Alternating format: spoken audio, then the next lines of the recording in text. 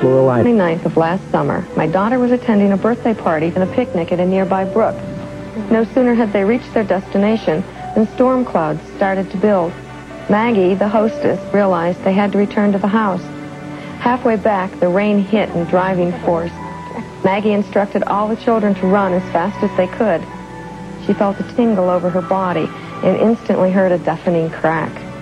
She saw something on the ground about 100 yards before her. The lump on the ground was my daughter, Sarah, and she stared lifelessly upward, colored blue and not breathing. Sarah had been struck by the only bolt of lightning the fast-moving storm had produced. Maggie saved my daughter's life through your program.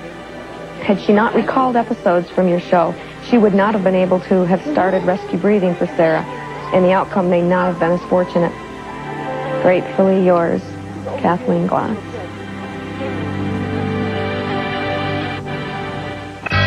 If there was no Rescue 911, then I wouldn't have known what to do. You helped me to save one more life. I was just sitting there choking. I just thought, what if I had been watching from that night? 911, do you have an emergency? We heard this big boom. The baby was flailing and he was screaming. The motor vehicle accident. Just feel emergency service. Okay, it's okay, honey. I got police on the way. I was scared, but I knew I had to stay calm. Is he breathing? We just did everything that they did on the show.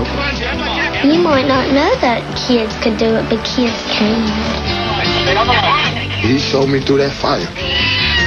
We're all thankful. He saved my husband. Congratulations. Rescue 911 is the reason why my son is here today. Not every hero sets out to make headlines. The achievements of real heroes can be seen in the faces of the people whose lives they've touched. I'm William Shatner. When we began Rescue 911 more than 4 years ago, we hoped we might be able to enlighten as well as entertain, but we never imagined so many viewers would turn words and images into action. More than 200 lives have been saved as a result of what people have learned from watching this program. Tonight, in a special episode of Rescue 911, we pay tribute to these men, women, and children who were inspired to step forward in an emergency and knew how to make a difference. We begin during the holiday season of 1992 in Dover, Foxcroft, Maine. Zita and Peter Stevens and their 2 young daughters were getting ready for Christmas in the new house Peter had finally finished after 5 years.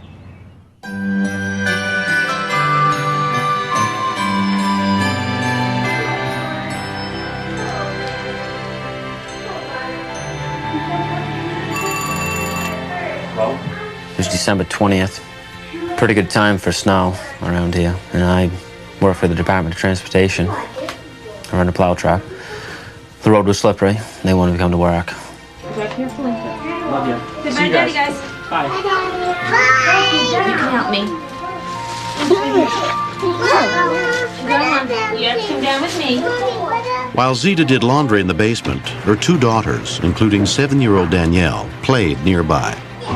We went downstairs and we were doing gymnastics. Very nice.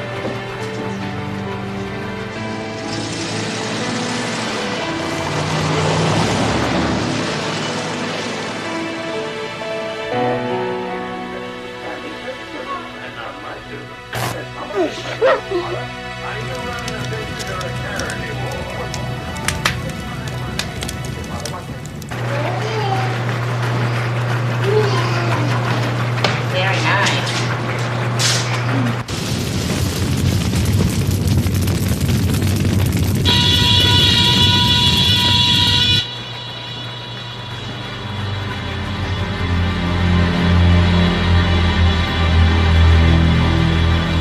When we continue, Danielle grabbed my hand and said, "Mommy, what are you doing? We need to get out." And I said, "I don't know how. How are we going to get out?"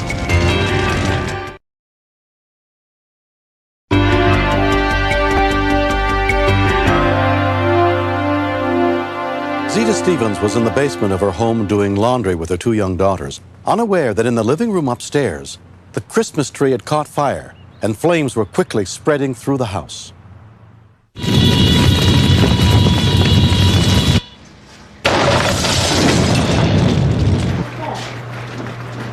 We heard this big boom.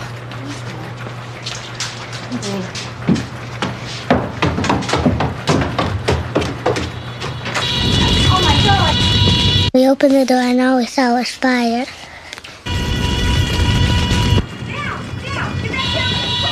Mommy was panicking and I told Mommy to go back up and shut the door.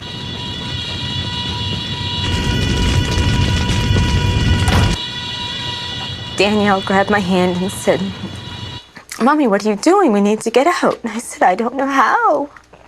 How are we going to get out?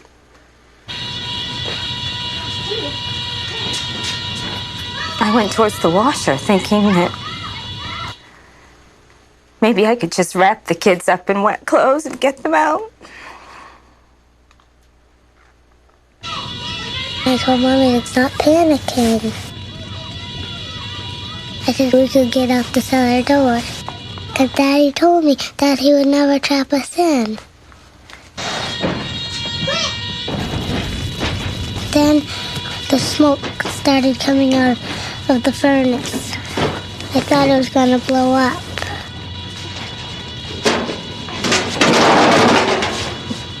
Me and Mommy started kicking, and it just ripped the hole. It was cold, and Desi stopped crying because she thought it was hot out. It's hard to describe the feelings that you feel when you see your house burning. I don't know how long I stood there watching the flames. And Danny took my hand again, said, Mommy, what are you doing? We have to go to Mimi's and call 911. Within 10 minutes of the call, units with the Dover Foxcroft Fire Department arrived, led by Fire Chief Joe Gaillot. Fire was coming out 3 sides of the building. There was an ungodly amount of fire. If Zita had not closed the upstairs door, it would have acted as a backdraft when the downstairs door had been opened. It would have blown them right out through, I'm quite sure of it, with that amount of fire. Peter rushed home as soon as he heard about the fire. And I was trying to calm Zita down so she could explain what was going on. And then she told me that if it wasn't for Danielle, that they wouldn't be there. Somebody came up to me and they said, you lost everything. And I said, no. I said, my family's fine. This is just a bunch of boards burning. I built one, I can build another one. At least I have something to build one for. When I was back in 6th grade, there was a classmate of mine that the whole family burnt because their house caught on fire and they went to the back door to get out and it was spiked shut. And that really stuck to me hardcore. And I told Danielle, I said, there's no way that you'll be trapped in this house in case of something. I said, this is still an exit. You can always come out. Just open the door and kick your way out. 6 months later, the Stevens family has rebuilt their house and their lives.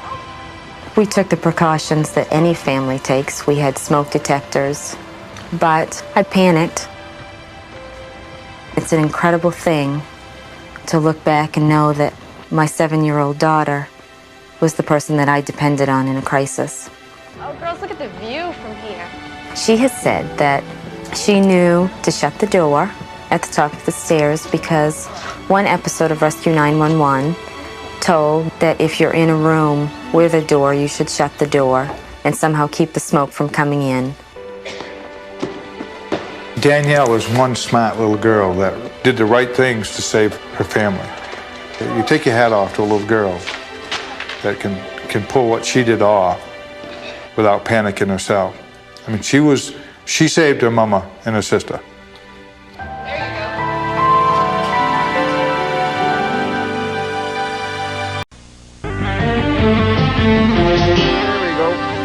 My grandfather was eating menudo that he made himself.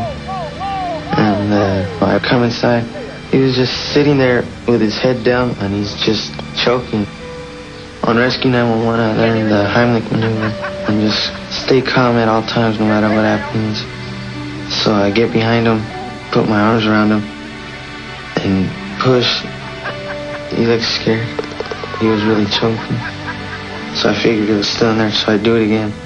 And it stopped, and I looked around him to see if anything came out, and a big piece of meat came out. I started to breathe again. But I collapsed. I fell down on my face right in the kitchen. When I came to, all I saw was black shoes. The firemen were all around me, the paramedics. I don't believe I would be here at this time without the help of my grandson, Kevin. He did save my life. And I'm very grateful to him. Love him a lot. He saved my husband.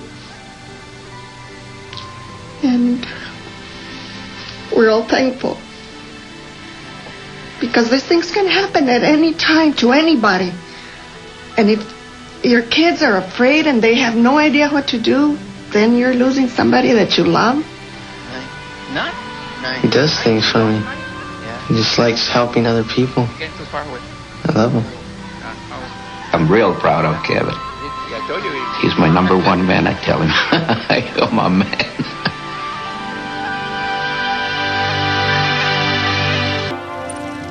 Each year in this country, nearly 8,000 children die from preventable injuries. As parents, we try to make our homes safe from anything that could pose a threat to our kids. But on January 12, 1993, while Kim Dittmeyer was at home in Germantown, Maryland, looking after her 2-year-old son, Kevin, she found out that in certain situations, almost any object can be dangerous.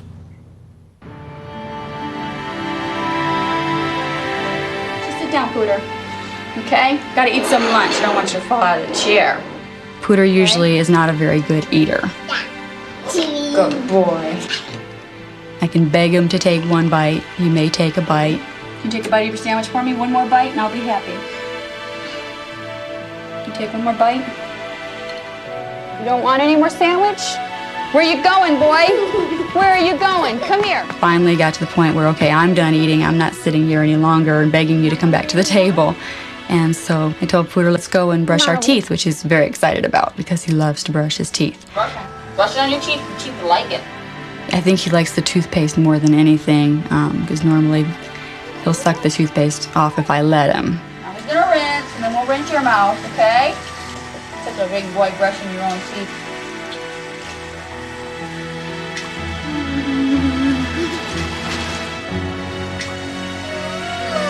Pooter, are you okay? It was a real typical cry like I'd heard him do when he's frustrated. But then I thought the toothbrush is in his mouth. God, what happened? What happened? Oh my goodness, I gotta sit you up. I gotta sit you up. It's the matter, honey, I know. I tried to see if I could move it, and it was definitely stuck in the back of his throat. I could tell the toothbrush was definitely deep in because it wasn't sticking out as much as it should. God, it's gotta be in your throat. Oh my goodness. You gotta listen to me, honey, okay? Gotta listen really close. Gotta keep your arms out like this. Don't touch the toothbrush. I knew if he flailed at it, he could rupture something. And he fell on it. It stuck in the back of his throat. I need an ambulance. It actually sounded good to hear him cry because I knew he was breathing. Drive. Emergency responders were immediately dispatched to the scene. My mind went back to a Rescue 911 show that I saw. If you don't cry, it won't hurt so bad. Through the whole show, they kept impressing on how important it was that if we are ever stabbed, to leave the object in because it may be acting as a natural cork. Don't touch the toothbrush. I'm coming right back. I'm coming right back. I'm right here. I'm right here. Oh my God, they're not here yet. Don't touch the toothbrush. Keep your arms out, okay? Oh God, please help us. Okay, there they are. Here we go. Within 4 minutes, rescue workers, including paramedic Sherry Markwood, arrived to treat the little boy. I looked into his mouth to make sure that his airway was not obstructed, and it wasn't, but I could not see the bristles of the toothbrush. It was buried that far. I'm coming with you. I'm coming. I was amazed. I had not seen anything impaled into a mouth like that before. But it's a protocol that you never remove anything that's impaled. You package it to where it's stabilized and it won't come out by itself. You let the doctors take it out. 2-year-old Kevin was briefly examined at a local hospital, then transferred to Children's Hospital in Washington, D.C., and put under the care of emergency physician Bob Belfer. It was a perplexing problem. With penetrating injuries to the mouth, there's a death rate of up to 30%. I urgently wanted to obtain some consultation with doctors who may have been more familiar with this type problem. I know it hurts real bad, honey. Kevin's father followed the boy and his mother to the hospital. It was a little frustrating just because he was there, he was in pain. The bleeding was picking up a little bit, but I could see they were doing everything that they could. This looks to be only millimeters away. It's very close to the carotid artery. I don't think we can be sure that if we remove that, there wouldn't be significant bleeding. Ear, nose, and throat specialist Dr. Sharon Tomaski was one of the experts called in. It's always difficult to talk to the parents. We must tell them every potential complication that could happen right next to and touching the carotid artery. And we don't think we're going to have to pinch it off, but if we did have to pinch None it of the doctors had ever seen this before. They knew that they had to pull the toothbrush out, but the biggest problem was how do we get it out and hold the artery together? and we'll do our very best, and we'll have... It was pretty heart-wrenching to know that when he has the surgery that's supposed to help him, it may kill him.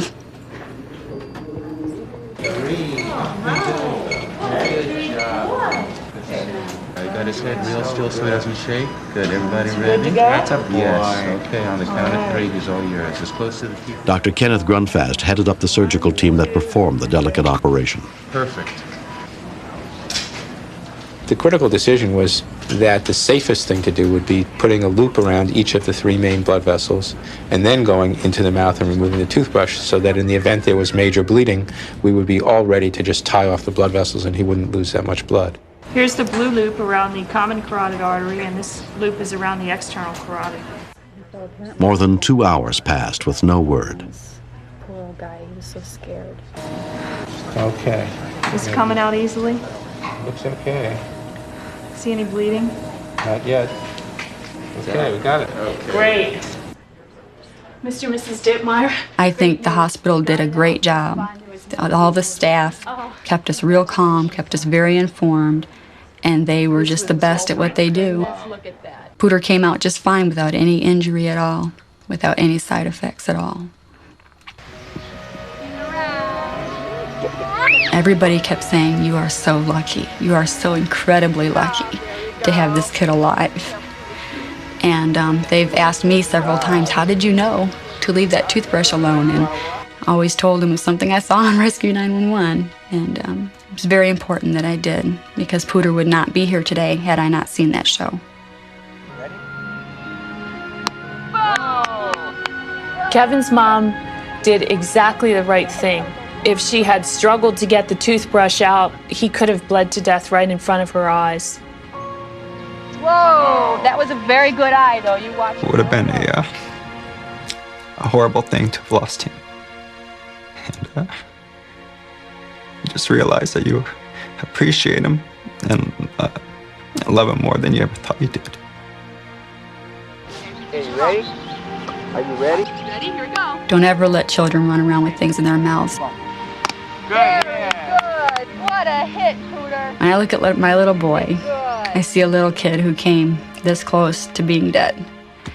And he just continues to amaze me every day. I think he's the smartest, cutest little guy in the world. Good. And I'm so glad that he's here.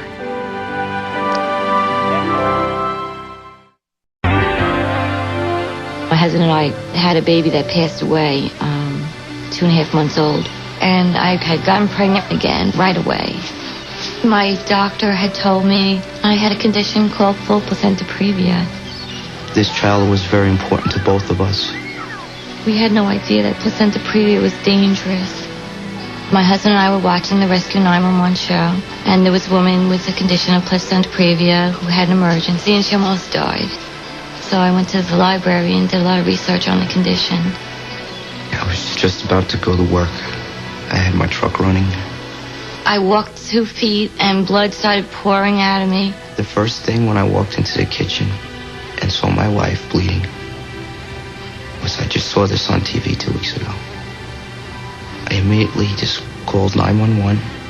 We just did everything that they did on the show. We laid me down, we put my feet up. Honestly, if I didn't watch the show and I walked into the kitchen and found my wife the way I found her, I would have panicked. The last thing I remember was a woman holding my arm saying, you have no pulse. I was afraid to go to the hospital. When I walked into the ICU, the same crew was there that was at my house. And they said, congratulations, Dad. Your wife is fine and your son is fine. We now had this special little child to make a happy home for. My older son named Christopher Rainbow Sunshine when he was born, and he's really been that for us. Happy is not the word for it. It's my life. It's what I get up and go to work for. I wouldn't give it up for the world.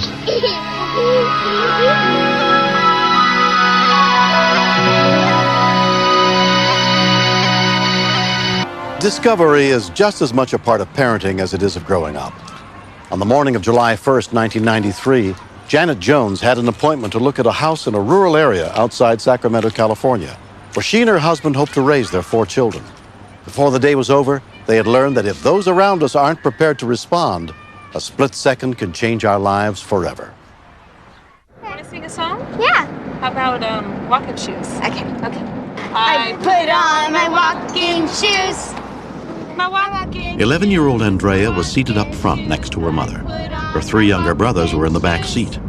'Cause I want to walk with you. Mom, what's the matter? And she looked over at me and she said, I just don't feel very well. And she turned the air on and she rolled down her window.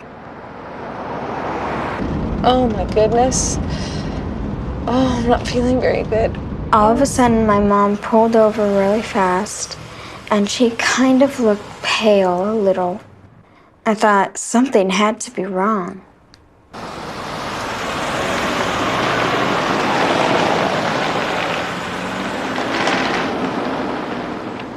She did a U-turn and she started to go again. And I did not want her to drive because I didn't want to get in a crash. So I told her to pull over, but she wouldn't pull over. Please, Mom, pull over. I looked up ahead and I didn't see any cars, so I thought it was okay. And then I looked over at my mom. Mom, wake up! Wake up! Wake up! Wake up! Wake up! I remembered this story on 911 about the little boy who pulled over the mom's truck because she fainted, and I knew I had to do that or we were going to be dead.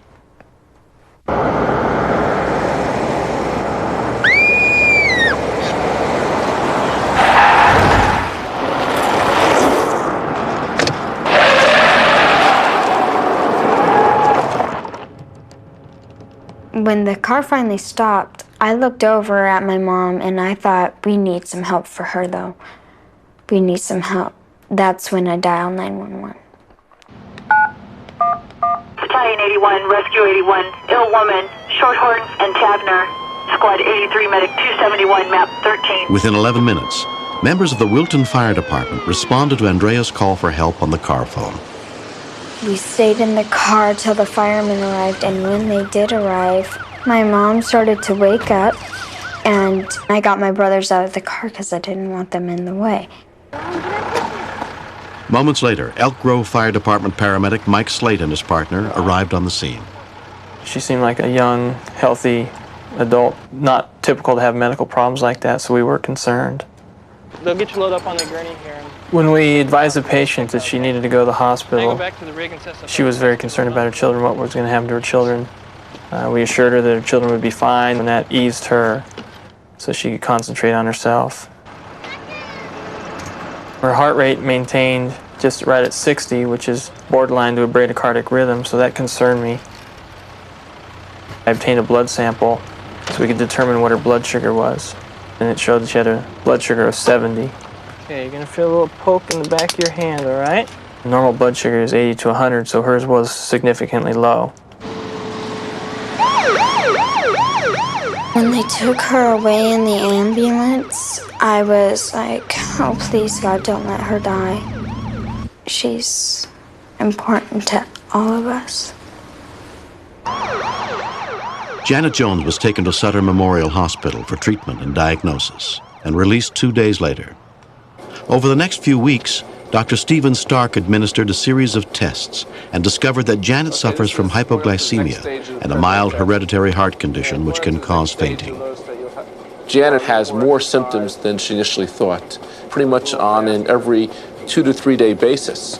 And what we've done is given her a specific medication to block this reflex. And now with the medication, Janet has had almost total resolution of the symptoms and therefore should no longer be prone to passing out. It's been 2 months since the accident. I can't articulate how upset I was about possibly hurting my children because they're my life. It was just a quick flash decision that I made, but it was not the right decision. I should have stopped the car. Backflip. We're mostly active people, but we watch Rescue 911 every Tuesday, and we feel that they can learn something from it. I'm just so thankful to everyone that was involved. They saved my family. It is upsetting to think about what could have happened, but I rather focus on the achievement of what she did do. It was a heroic effort. Andrea's my hero. You could never measure how proud I am. Sissy saved all our lives and I love her.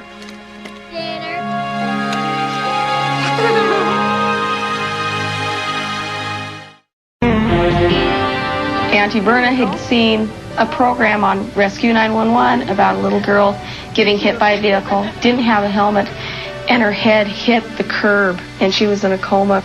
And it just clicked to her that Brett should have a helmet. I seen the episode on Tuesday. He just got the helmet on Saturday afternoon. The accident happened Sunday night. Brett was riding his bicycle down the hill behind the school. He came to the intersection. It was a blind intersection. So he didn't stop, he didn't slow down. They told me that he'd been thrown 30 feet when the truck hit him. His helmet left black marks on the hood of the truck where his head hit. And that got me right in the heart, actually, to see him and know that that's what saved his life. If I had not been watching, he'd have probably still been injured or killed, and I would not have bought the helmet in time. Kids should wear a bike helmet because it could save their life if they got hit. If I get hit again, I won't be dead. I'll probably be alive. Because wearing a bike helmet, it's fun to wear a bike helmet even. How can I describe my love for my son? There's no beginning and no end to it. I don't want to give it up ever. All he had was scrapes and bruises, and that's all. I just can't believe it. I'll never forget it. In 10 years of teaching first grade in Arcola, Mississippi, Patty Trawick's greatest reward was opening the minds of her students to learning new things. But she never imagined the children in her classroom would be forced to take a test where success or failure is measured in terms of life or death. Good morning, first grade. Good morning. In September, I was watching a segment of Rescue 911, and on it, a young child actually saved his grandmother's life. She was choking, and he actually did the Heimlich maneuver. That started me thinking that if he can do it, certainly they'll be able to do it also.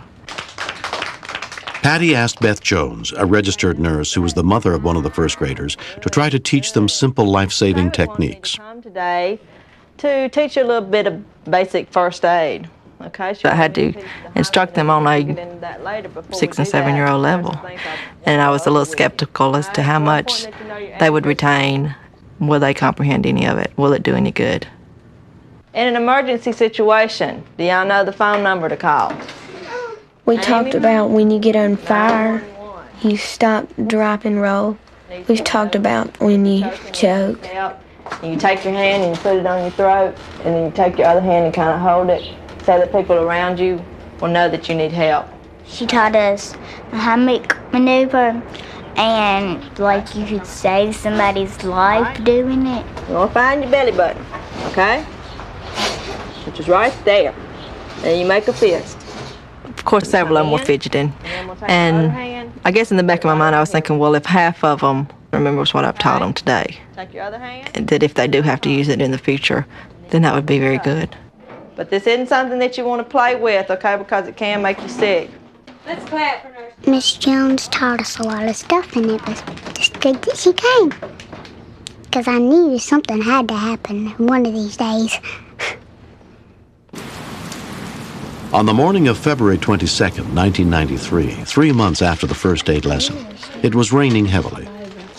The children could not go outside and play. All right, it's time to put up your snack now. It's inside recess, and you may go to someone else's desk to play. One teacher walks the halls, and it just so happened that day I was on duty. And there are 7 rooms for me to check. No, these are real horses. Take the horses outside. Beep, beep, beep. 7-year-old Selby LaBar and 6-year-old Easton Newton were playing cars at Selby's desk. We were rolling them up the streets and down, having fun. Easton put a piece of candy in his mouth, and we're not supposed to be having candy only if we have something that's chewable.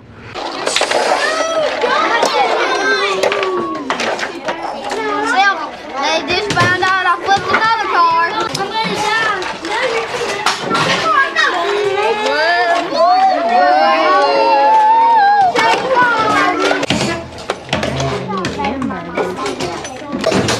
I look back and his mouth is going like that. I thought he was gonna cough it up, but he didn't. He was kind of just moving around, looking like this is the last of me. I thought if nobody helped him soon, his mama would be sad and his daddy would too. So I did the Heimlich maneuver on him.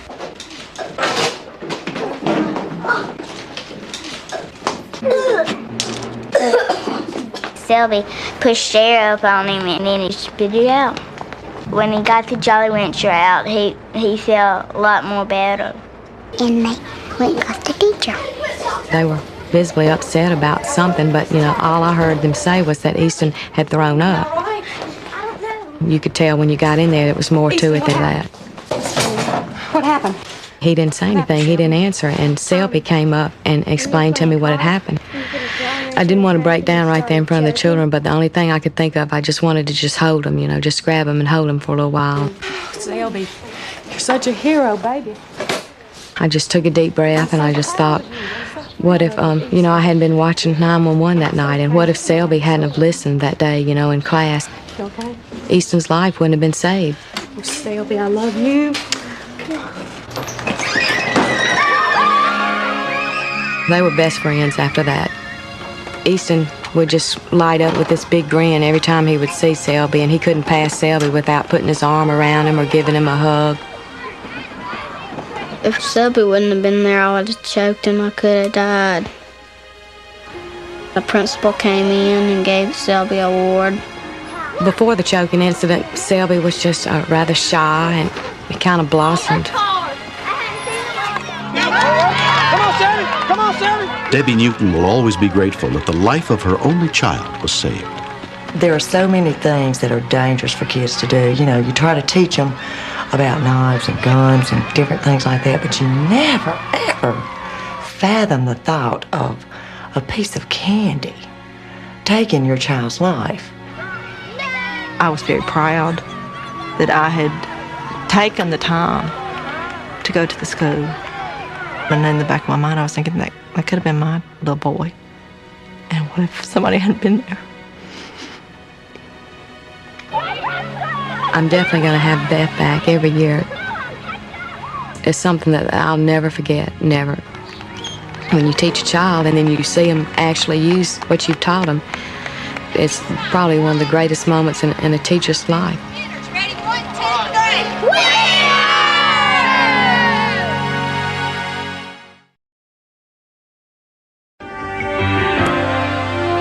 After Matthew, my 5-year-old, got home from school, we decided to give Joshua a bath.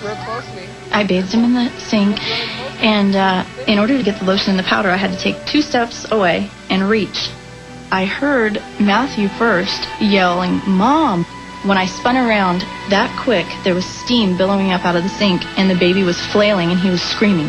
I got up right away and went into the restroom to see what was the matter, expecting to see blood. Joshua had pulled the lever all the way on hot water full blast, and that water was scalding. I remembered from watching Rescue 911 that you were to cool a burn. I said, let's get him in the shower. So he put us in the shower, and I was letting the cool water run over Joshua's burns. I dialed 911. When I first arrived, she had the shower on with cool water cascading on the child's chest and abdomen, which in effect cooled the burn down immediately, taking away the majority of the pain and stopping the burning. Something as simple as that made a whole difference in that child's entire life. We found out later that our water heater was turned too high, which is something I'm told you should always check. No mother should ever have to go through this. Rescue 911 is the reason why my son is here today, because of what I learned on the show. If there was no Rescue 911, then I wouldn't have known what to do. It's only been a few months, and you can't hardly tell he was burned. You think of drowning in water, you think of slipping and hitting your head in water, you never think of a burn from water. Well, I do now, every single day. Even though I have 3 children, to lose any one of them would be like losing my own arm or my leg. My children are the world to me.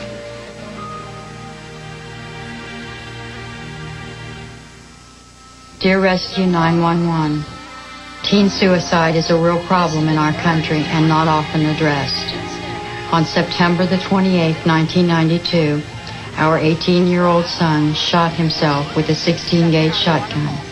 Part of the left side of his face was gone when I found him. I did not know what had happened, but I did remember Rescue 911 and to put pressure on the wound to stop the bleeding. I can't tell you how I made it through the next 24 hours, but at University Hospital, the trauma unit and 3 special doctors saved Darren. More surgery in the future, but he has almost got his face and life back together. I hope that if anybody felt the way I did, that they will reconsider and to open up to someone before they make the horrible mistake I did. And I pray for everyone that thinks about it. And I hope they don't. I hope they make the right decision. If you want to make something and live happily, then it's out there. You can do it. I know this is just one mom's story, but I do thank you, and I wanted you to know you helped me to save one more life, my precious son. My highest regards, Sharon Vittori.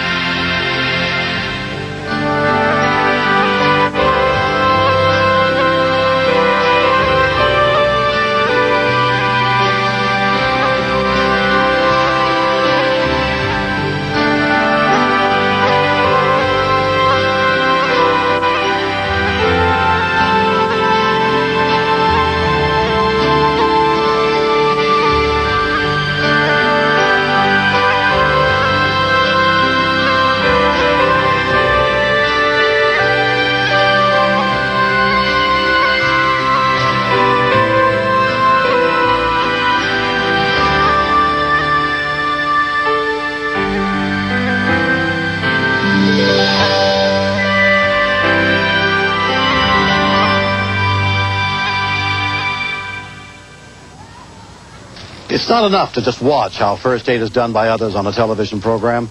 In order to perform life-saving techniques effectively, we need proper instruction.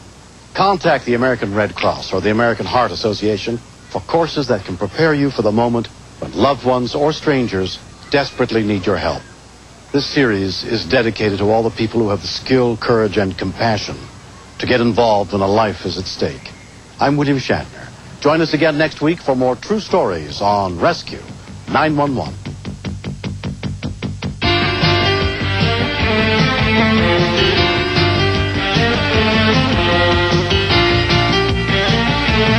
A cop finds a triple murder deeply affecting, and his search for justice unravels a mystery that becomes a personal mission. Robert Conrad stars in Sworn to Vengeance, next.